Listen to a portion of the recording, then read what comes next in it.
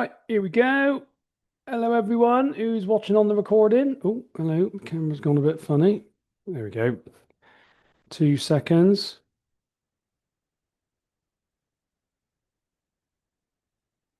Right. I'm going to get straight on because it is 11 o'clock.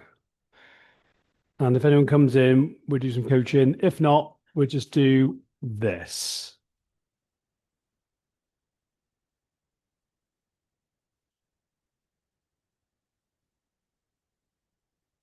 Why failure hurts sometimes more than others. It's like that David Brent scene when he keeps making his sentence longer. Right. The reason I want to talk about this is because of what I'm experiencing at the moment, having left the police and trying to build this other life, and then coming across those obstacles and things not maybe working like I thought they would, and not that nice smooth path, and how that can feel so much more painful than other failures. So, for example, I don't know if you can see it on my pull-up bar. I'll see if I can move you out there. On my, oh, hello, hang on. On my pull-up bar out in the garden, it's quite a nice shot, that is, isn't it? Out there, I am practicing. My aim was to do a muscle up. That's this year's goal. I gave myself a whole year to do it. And I went out there today. So what are we now? Well, I literally probably, I've been doing it a month. And I was literally nearly over the bar. It was almost like a shock that I was over there, that I then went, oh, and come back down. So I think I've got it. And it's amazing that I gave myself a year for that. And I'm probably going to have nailed it in a month to 6 weeks. And it got me thinking, why I've been like trying that now, been going out there and trying these exercises, and they felt really hard. Some of them haven't worked. And I felt that frustration of the learning, the normal frustration, but it hasn't felt like bad, really bad, that sends me into a spiral that like leaving the police and trying something else and that not working can do. And for me, what I realized was when we're trying something new, we're going to fail. And when we fail, it's uncomfortable. And we've got this initial discomfort of which I think is unavoidable. Like, so if you have a expectation, so if you've got your goal and it's this level, and then you fall short, you go here, well, there's a gap here, isn't there? And if your brain didn't register that, that would be weird because this is what you actually want and you want it. So actually, it's normal to feel discomfort because that's your brain drawing attention to the problem, then going, okay, we need to fix this. Now, often what's happened is people don't like that discomfort and think something has gone wrong and move away from it. And that is something that we really want to avoid, want to learn to lean into that discomfort. But that's like the unavoidable discomfort. But then we've got this other one, which is really fucking painful. And what I've realized is, if I can let you see this on the board, it's what we make it mean.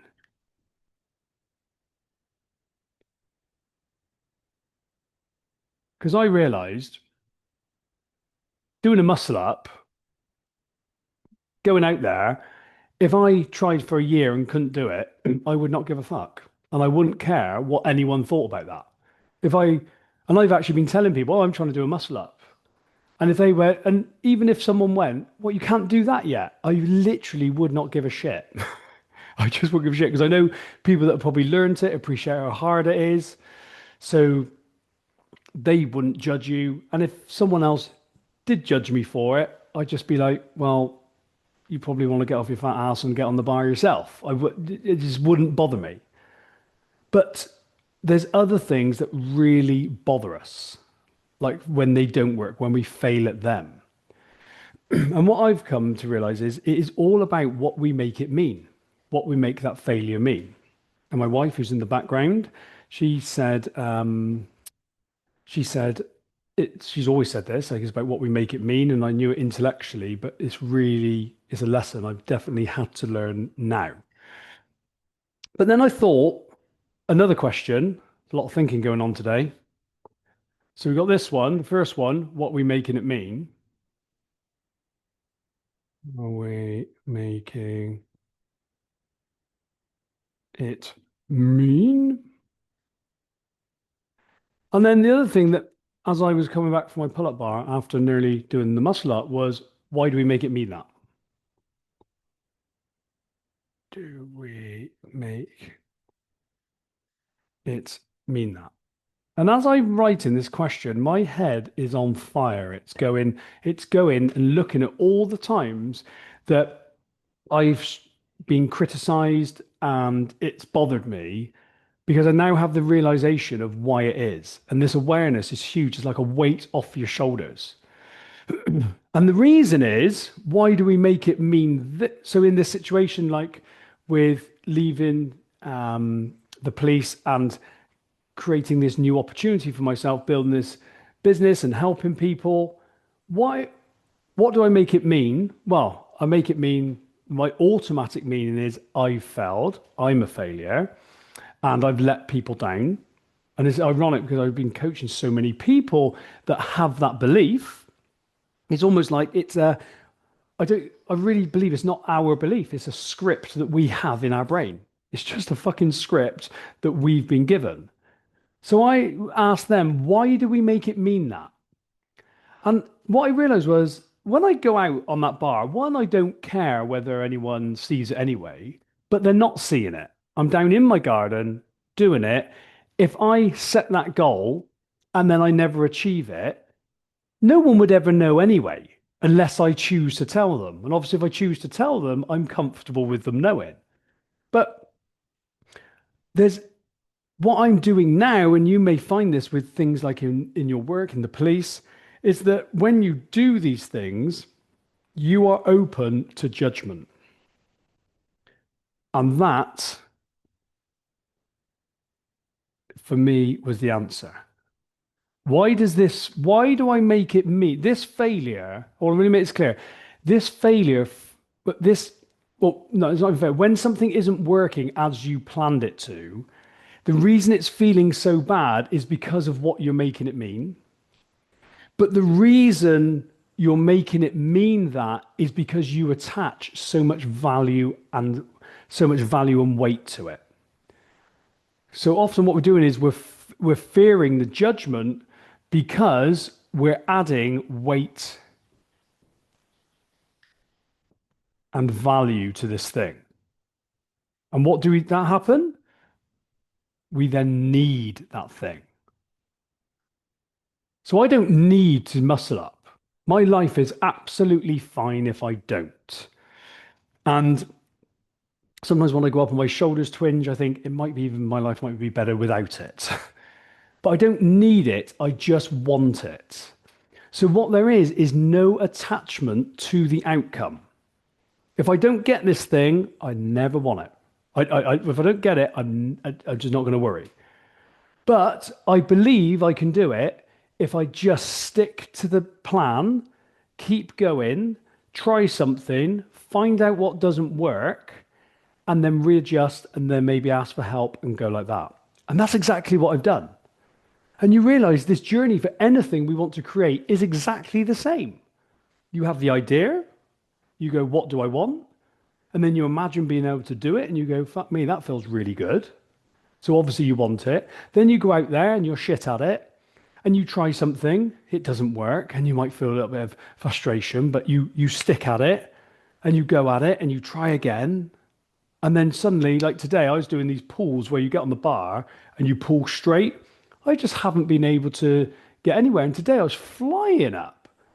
And what I realized was because I've done it and then rested, and I've not been obsessing about it, my brain is making the neural connections. So when I go out there and say, oh my God, it can work, that's not by magic. That's because I've done it, then rested, and then my brain has made the connection it needs.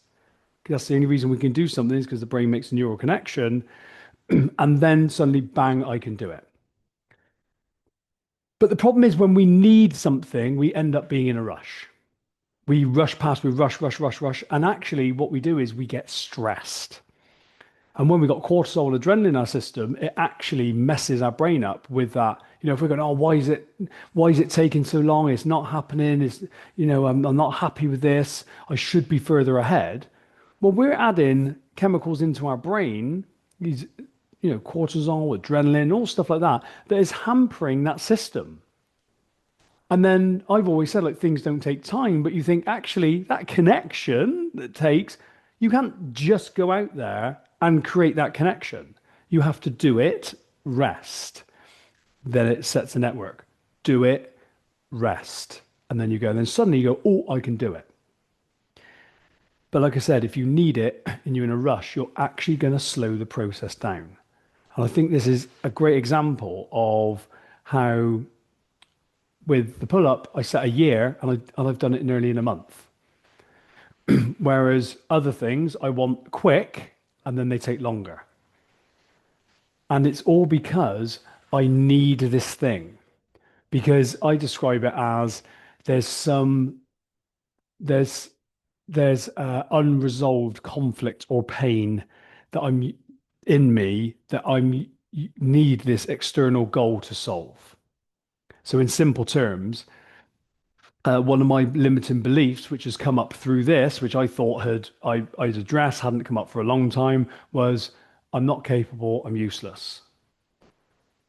So then I need this thing to work to disprove that belief.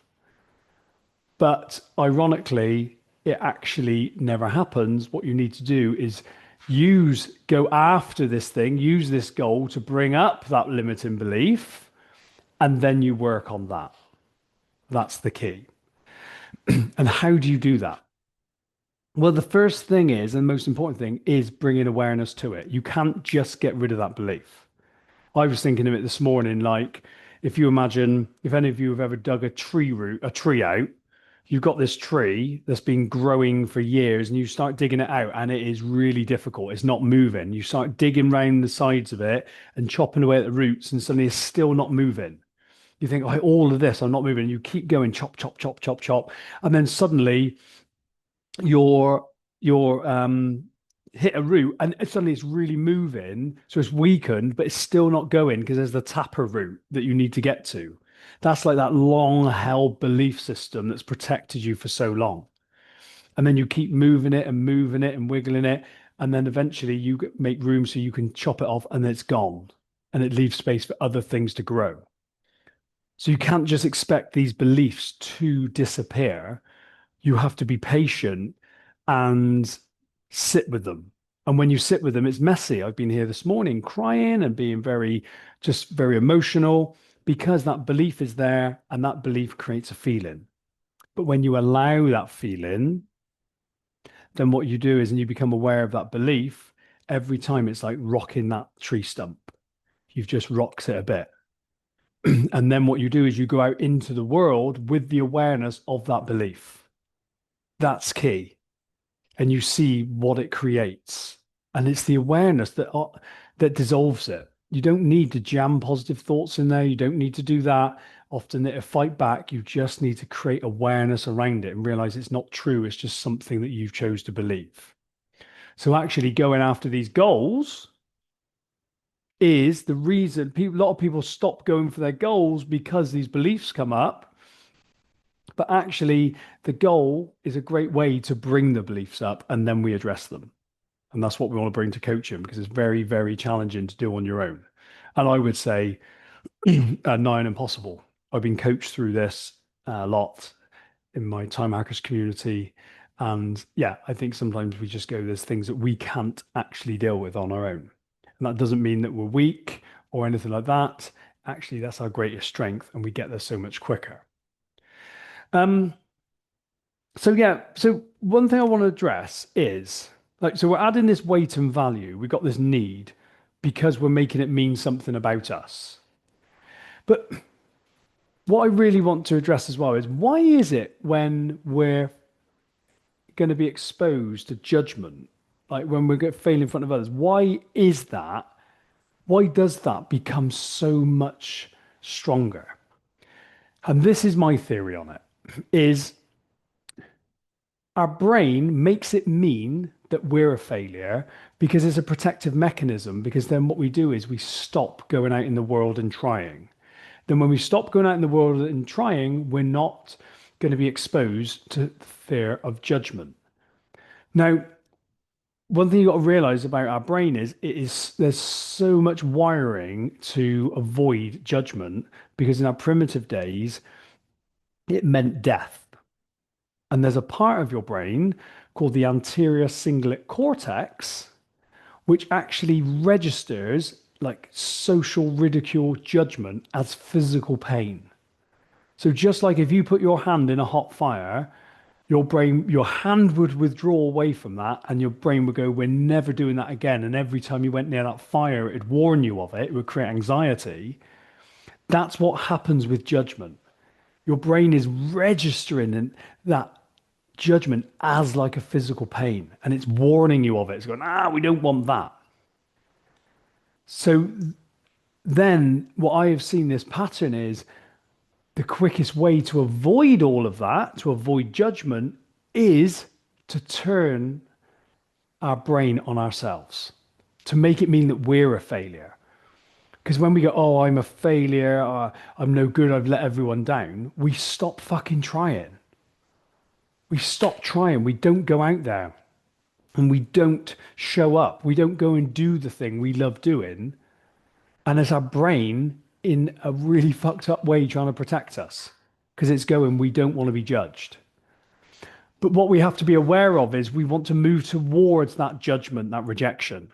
We have to accept that our brain has a bias towards avoiding it.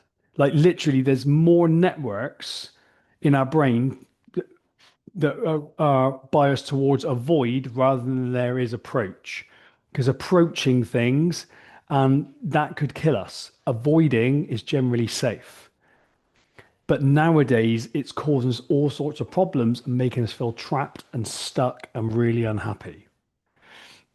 So, really, there is no way around it bar feeling that discomfort and going through that growth. And it's why this work isn't for everyone because it is very uncomfortable. Sometimes you just think, screw this, I may as well give up and go back to what I know. But the thing is, all that really is your brain going, "Thank you very much. We're now not going to be judged and we're not going to feel this pain." But when you realize this is hardwiring, this is like, I heard it described, it's a Buddhist concept of like there's two darts, and the first dart is the emotional pain that we can't avoid. Our brain is wired to register physical and emotional pain, and you're not going to stop that. Someone rejects you, it's going to feel a certain way. That's just how it is. If someone punches you in the face, it's going to hurt. That's the unavoidable part of life.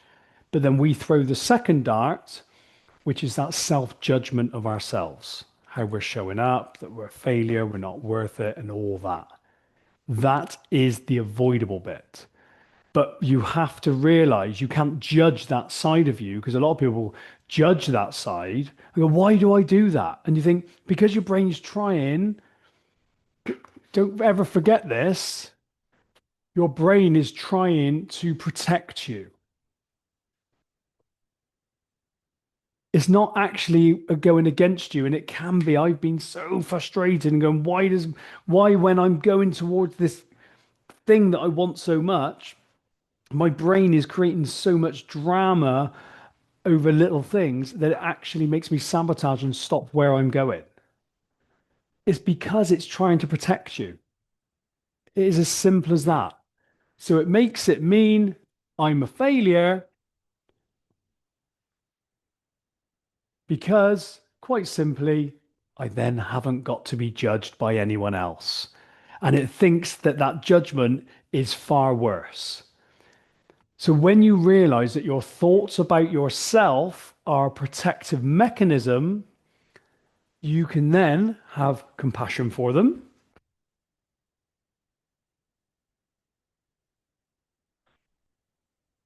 You can have compassion. You can have curiosity. and fascination. And you can actually see them as a direction to go in. Okay. You can actually see them like this isn't something to come away from. This is something to move towards. Because when you move towards it and you come out the other side, your brain goes, okay, it's safe. We're not going to die. So it's sort of like that, it helps, but you're not going to eliminate it. This is the thing. I think often we're going trying to fix this thing.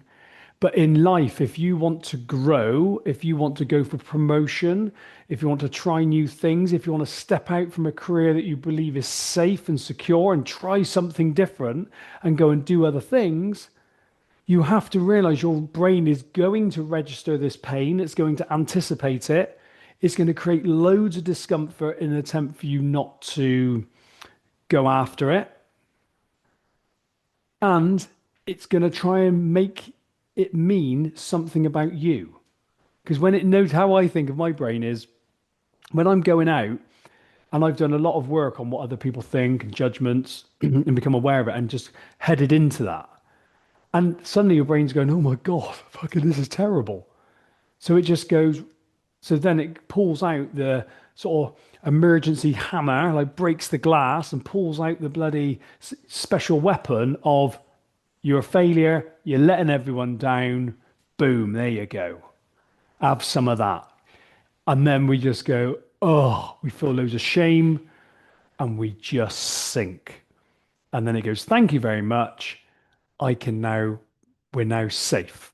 We're now safe. We're not going to be judged. And and it gets its own way. But what we got to do is be able to move forward, move forward. And I really believe that pretty much I would go as far as say all our problems are to do with this. You imagine if this was taken away. You imagine you just try something. You imagine now if you were feeling like you're stuck in your job and you're not very happy, you would just go, all right, fuck it. I'll leave, have a go. If it doesn't work, I'll go back in. There would be no drama. But that is an opportunity to be judged. That is an opportunity for your brain to experience judgment, which it registers as physical pain. So it goes, oh, I don't fucking think so. So it start trying to give you lots of stories about why you shouldn't do it. And then ultimately, when that doesn't work, it just starts making it mean that we're failures and we're not good enough. And then we give up. And this is why I think this work, you've really got to decide whether you want to go on this journey. If you want to change, if you want to do something, you really have to decide whether you're committed to it. Because what you're doing is you're going up against yourself. And it's going to question everything about you. Your limiting beliefs are going to come up. You're going to have to ask for help. You're going to have to ask for help. And that's the biggest thing that's holding people back. My biggest obstacle to overcome with people is they want to fix it themselves and they think that asking for help is a weakness. Absolute fucking bullshit. But we all go there because what happens when we ask for help? It's an opportunity to be judged. It's an opportunity to be judged. It is as simple as that.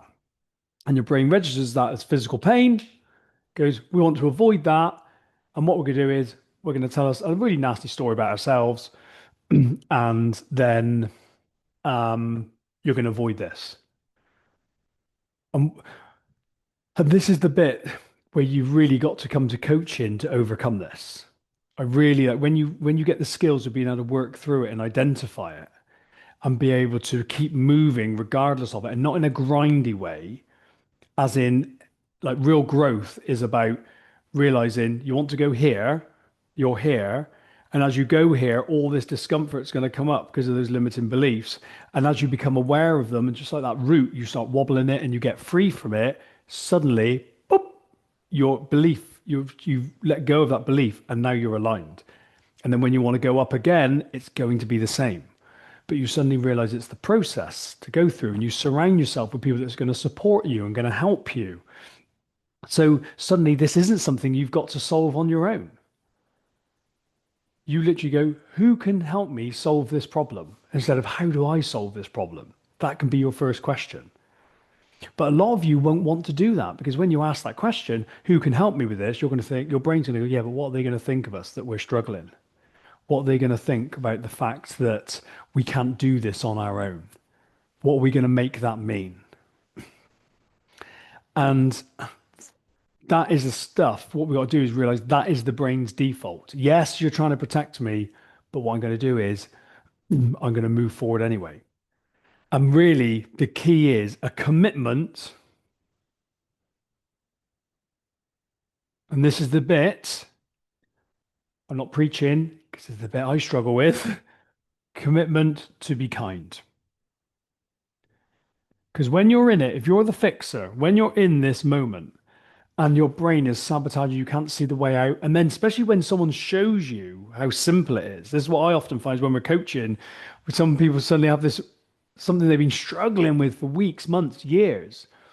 And within 20 minutes, you've shown them actually this is what the problem is. Then suddenly we go, oh, and we judge and we beat ourselves up. So we're fearful of the judging and then we're doing it ourselves. So this is key. And this is what I want everyone to do. I want you to commit to be kind to yourself. How do you do that?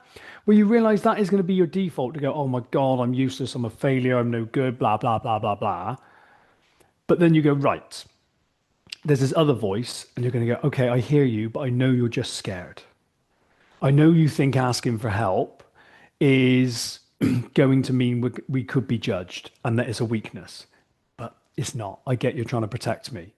And then you accept that when you move forward and you ask for that help, it is going to feel discomfort because that anterior cingulate cortex is going, my God, this is going to be awful. And the brain's predicting it and producing lots of pain in advance of it. But when you ask for help, what I have found is, in my particular situation, the people that I thought would judge me the most helped me the most. And they'd struggled with the same things. And they loved helping.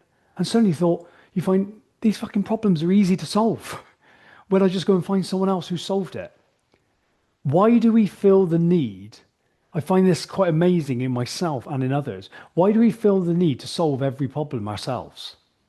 Fucking mental, isn't it? Like, why do we feel that need to solve that problem ourselves? When you go, there's someone over here that's actually worked it out. We've actually worked it out. I find this with so many things. Like, I work a lot with people with overeating, over drinking, overworking. And they're going, oh, okay, I'll have a look and I'll sort this out. And they're taking months to do it. And you go, well, why don't you, if we got here, someone else has sorted this out. How did they solve it? Let's go and find out and get them to teach us how to do that. Because all it is the ego that wants us to do it ourselves. Because then we make it mean when we fixed it, we're a good person. We're good enough. And it's like, yes. But it doesn't stick. Because what we're doing is we have to be able to fix to prove we're a good person. And we limit ourselves. Because then we stay in our box. Because we only try things that we only try, I'm going to try to word this properly. We only try things where that we know we can fix the problems to. So if we set a goal and we go, yeah, I know I can do this alone, so I'll set that goal. But you think if you go, oh, do you know what? This is my big goal, and I'm just going to go and find all these people who have done it, and I'm going to ask them how they did it and help me. Suddenly, what you can achieve is huge, and it takes the stress off. Actually, because when I get off this call, I'm going to go and speak to people that that have built what I want to build. Even as I'm saying this, I'm thinking like, why am I trying to work this out? Let's go and speak to someone. Why? Because it's an opportunity to be judged. But someone said something to me the other day. Someone that's turned into a very good friend of mine since I've left the police. And I was saying to him, oh, do you know what? There's lots going on. I sometimes wonder like what's going to happen. I've got to go and find maybe another job, maybe even have to go back into police and all this. And our brain's worrying about this judgment. And he said to me, John, you've got to do what you got to do. If you've got to support your family, you got to go back to work. You go back to work. He said, no one's judging you. And if they are, fuck them. And it was so impactful. But what you have to realize is just because you believe that doesn't mean your brain is going to be on board with it. That's the key. Don't think your brain's going to be on board with this. There's going to be a part of it that's going, yeah, yeah, I hear that. Yeah, let's not worry about other people's opinion, but but that is going to be a painful experience, so we're going to avoid it. And this is the messed up bit. I know I sound like I'm on a bit of a rant, but this is so important for you to hear. This is the messed up bit, right? The brain is creating the pain and then telling us to avoid it. And we may not be able to stop this, but you think like if we've got judgment over here, we got the judgment, our brain gives that ooh, our brain gives that judgment a meaning. That then creates a feeling. And then that makes us avoid. Actually, no, that's over here. So we got that. So we've got the judgment. Our brain's here without this meaning. Our brain gives it the meaning. Without the meaning, there is no feeling. But normally, this feeling is shame, embarrassment, judgment.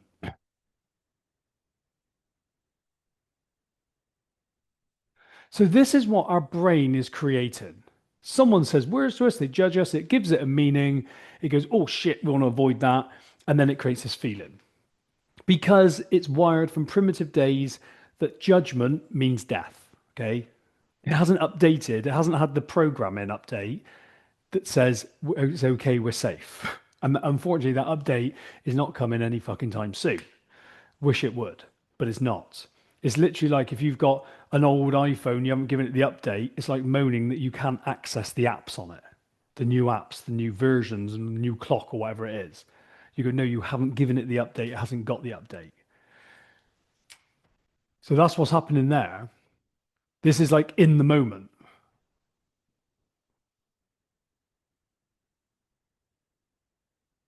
But then what happens is um, the brain is then predicting. So this is the fucked up bit. And I keep saying it. The brain is creating the meaning, which is creating this feeling. And then what it's doing is predicting and going, oh, fuck me. Judgment, that's going to be awful. So it's predicting that judgment is going to be bad.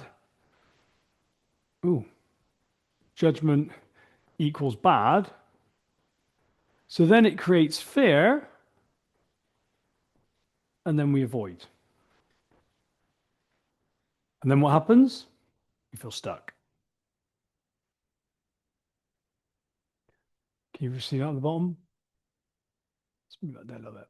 We feel stuck because we're not asking for help. Because it's going, oh, no, if we ask for help, it's going to, if we ask for help, we're going to get judged. Can't do that. Got to work this out on our own. So then what our brain does, it adopts beliefs like, I've got to work this out on my own. I like to be in control. All because of this judgment thing. And when you become aware of it and you start moving towards it, what you do is you build such a good relationship with yourself. And you stop making failures mean something about you. Whatever journey you're on, if you're trying to get a better relationship, say with your kids, be less stressed at work, and then you find out you do have a moment where you snap or lose it a bit, you don't have to make that mean that you're failing and that you're a bad dad or whatever it is. You can just make it mean you've had a human moment, apologize and move on. If you're trying to stop over drinking, overeating, and then you have a day and you have a human moment and you have a fuck it moment and you drink, you don't have to make it mean that you're a bad person. You just know you've been hacked by biology And your brain has gone, haha, I wanted that and I've got it. Thank you very much. You don't have to make it mean something about you. That is key. And what you can do then is you can overcome these minor, they're not even setbacks, these minor incidents, learn from them, and they will actually move you forward. Okay. So, my not so short one on why failure is more painful in some situations than the other. And it really comes down to the judgment. So, what I want you to know, if you're in a situation where if you fell, you could be judged, your brain is going to register that and it's going to go, that is awful.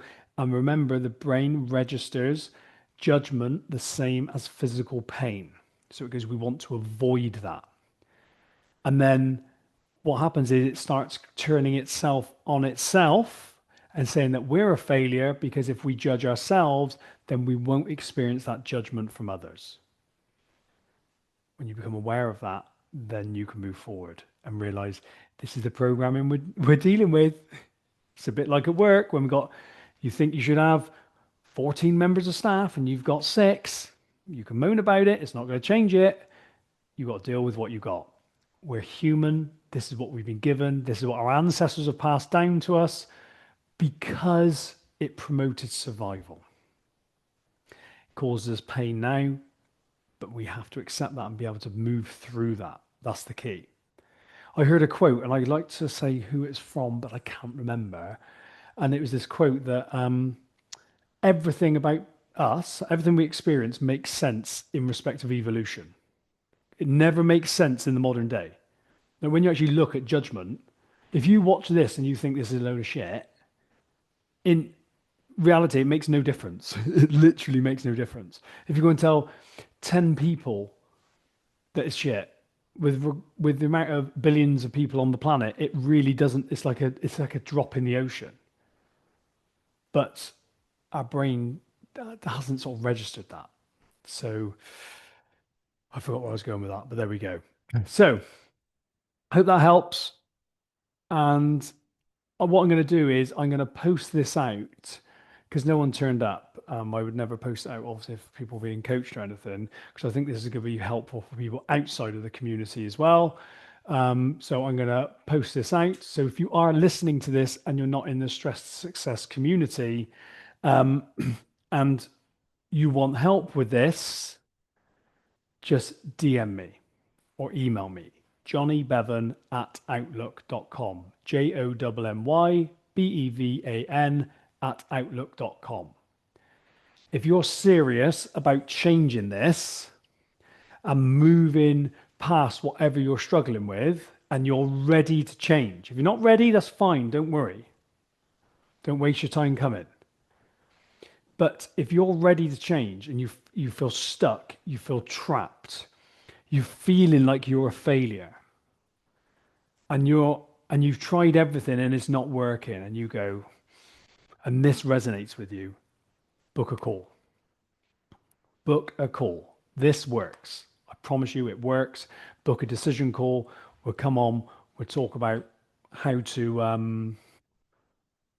how how to move through this process, and you can decide, is this for you or not? Okay, take it steady, and I'll speak to you later. Bye bye.